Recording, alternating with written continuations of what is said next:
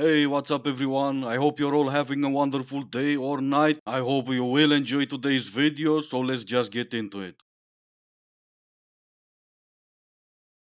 Whenever I go on a date, that started out with the dating apps. I have to go into said dating app to do some research right before the date to remind myself, which one are you? Let me not bring up the wrong thing. What kind of questions should I be asking? And I just realized it felt just like studying 10 minutes before taking a test in grade school. So I don't know what that means, but much to think about. Anyway, I get a free dinner, so I'm gonna go enjoy that.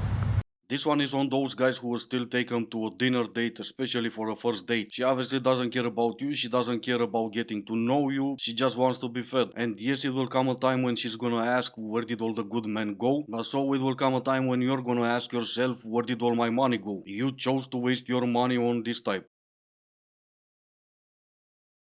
My parents should be so grateful for me. I only date losers, and I live in New York City. I'm never getting married. They're never gonna have to pay for my wedding. So if I'm 68 one day and asked, why'd you never get married? It's not because I'm crazy. It's not because I'm difficult to love. It's because I was financially providing for my parents. I was too busy. No, you were too easy. And that's the part that's gonna make your parents not be that grateful. If we are on a first date and you tell me that you've lived in New York City for a year or less, then and there, I know everything I need to know. I know the intention of the date. I know that you're going to casually try and walk me home. You're going to try and sneak your way upstairs. And whether you make it upstairs or not, I'm probably not going to get a text the next day. But if I do get a text, it's going to be you inviting me over on a Friday or a Saturday for a wine and movie night. I'm not saying it's wrong. I'm just saying I know what I need to know. Of course, you're not saying it's wrong, and as long as he gets his, it's all good, right? You get to know what it is, and he gets to hit it and walk away. Everyone's having their happy endings, right?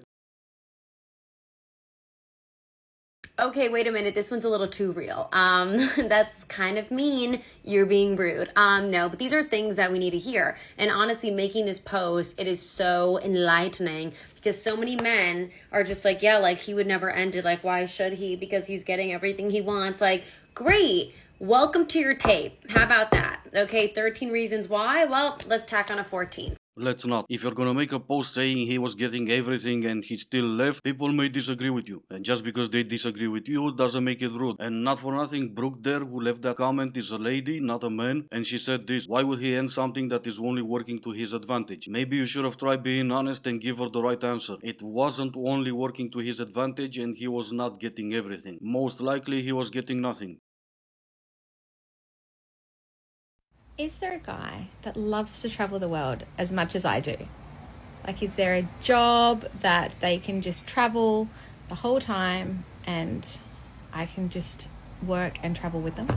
Like, is there another male version of me out there? No. Men who like to travel? Yes. What would be the idea when you record yourself talking to point the camera at your chest? You're trying to advertise something? Saluting the girls that survived dating an under 5'8". Someone got dumped by a 5'8" dude. See, stuff like this is always cope, because that 5'8" wasn't a problem when you picked him, was it? It's not like you didn't know how tall he was when you were playing tonsil hockey or letting him spawn in your pink fortress or go bam bam in your honey baked ham. No, it wasn't a problem while you were dating, but once he finally figured you out and dumped you, that's when it became a problem. Oh, and how do I know he dumped you? Because his height is the only thing you have on him. See, if he had done something wrong, that would have been mentioned long before the very average and non-problematic height. But no, you went straight for unchangeable physical characteristics. And you want to know the worst part is you're a public figure, so we all know who you're talking about, and we all know that you loved that man with your whole heart. You're fake acting tough because it actually broke your heart, but being a superficial asshole isn't going to heal it. Only time and not being a superficial asshole will heal a broken heart. Now please learn this lesson, because I don't want to come back here and explain why the 6-foot-tall guy broke up with you too. I have no idea who she is, if she's a public figure or not, but this lady is absolutely right. If she had anything on him, and I mean anything at all, she would have made a video about that, not about his height. That was probably meant to be one of those videos, you give an ugly guy a chance, you give a short guy a chance, but all she did was telling on herself and her character. Why aren't you married yet? Oh my God, you're so pretty. Why aren't you married? Those questions, anyone that asks that, don't ask that.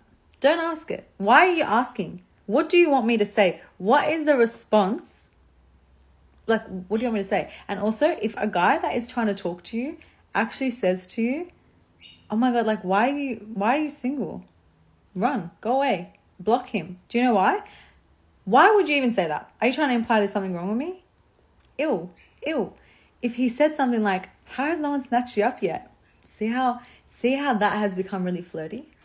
Instead of like, so why are you still single? Why aren't you married yet? Why are you still single? Why aren't you married yet? What? Because I'm an a-hole, and because women are told to run from a man because of a simple question. And they do run away because I'm an a-hole. There's my answer, now it's your turn. Why are you still single? Flirty or not, it's the same question. And it's not really rocket science, you can give a simple answer. Even more if you like. I haven't found the one yet.